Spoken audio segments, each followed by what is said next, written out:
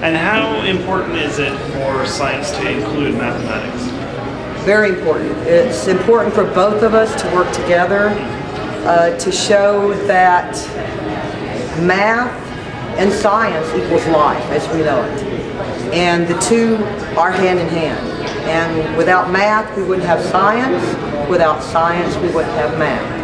And because of that, they must be both integrated, and our real world experiences and examples must utilize those two concepts for the kids to understand where are we ever going to use this. So science is kind of like a real life application of It's a real life application of the math. Well, understanding that they're not mutually exclusive. You can do math and science, maybe do science and math, but definitely math does apply. They are definitely linked. I taught middle school math and science at a very small school for a number of years. And some days we did 2 classes because I had the same children. We did 2 classes actually of math because it was a concept we needed for the other, you know. So you can't divide them really. So much can be done with proportional reasoning, and I have students in general chemistry that it seems like every topic, it's basically the same mathematical tool, throws them for a loop because it's got a different chemical name assigned to it. They don't see the connection, they don't see the cross applicability of it. Well, it's a STEM education, the science, technology, engineering, and mathematics. So the math is, my background is more interdisciplinary, so I know more about the engineering, and they need math. They need a lot of math. And then now I'm on the ASF program on biology and mathematics. So more and more, there are more quantitative analysis in biology. So I think they need that as well. Obviously, physics, chemistry, they need math.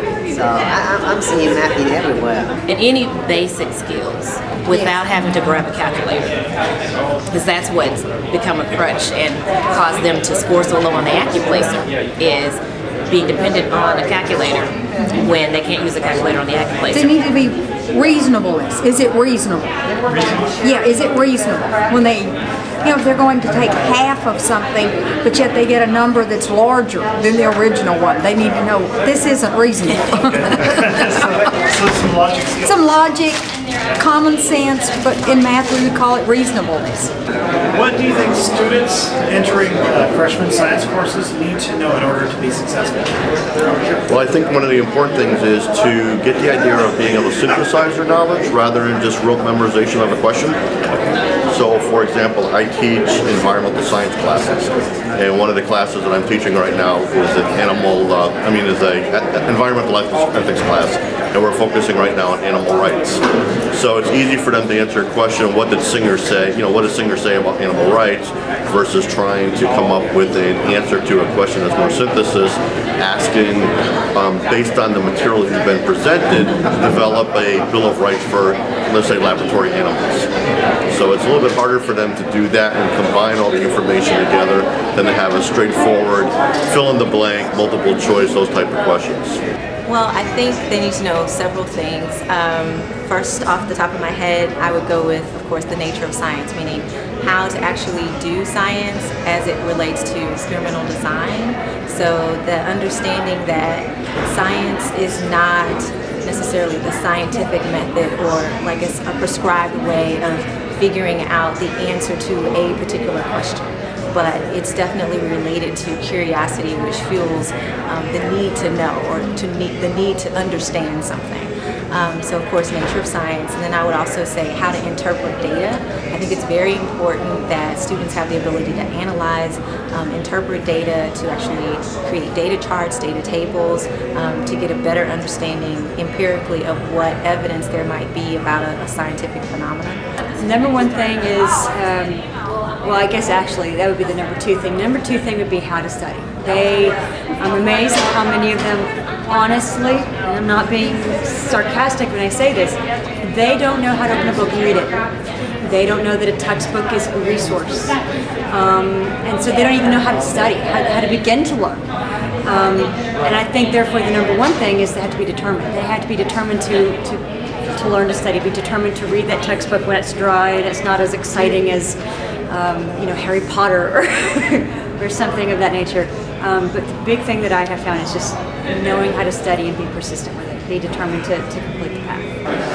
I think they need to know how to put the pieces of the things that they're encountering together, like the mathematics. They need to be able to take the pieces of the math and put it together into new applications. They need to be able to make the connections more than anything else. Not the skills, not the knowledge, but how can they take it and synthesize it? I believe that they have to start with being able to read well. Read well so they can understand and comprehend what is required of them in science and math courses. Another important fact is that they need to be able to develop critical thinking skills in K-12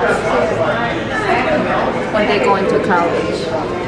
So they can start thinking and analyzing and looking deeply into the concepts.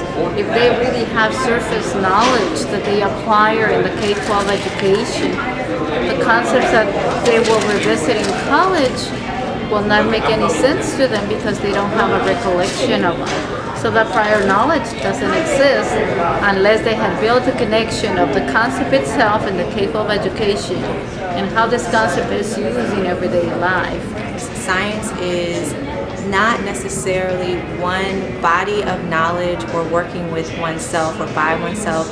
It actually requires a team of people working together who have various levels of knowledge or understanding about particular areas coming together to solve a problem. And if you can work collaboratively, it's probable that you'll actually arrive at a question, or excuse me, an answer better. That's it. Oh, thank you.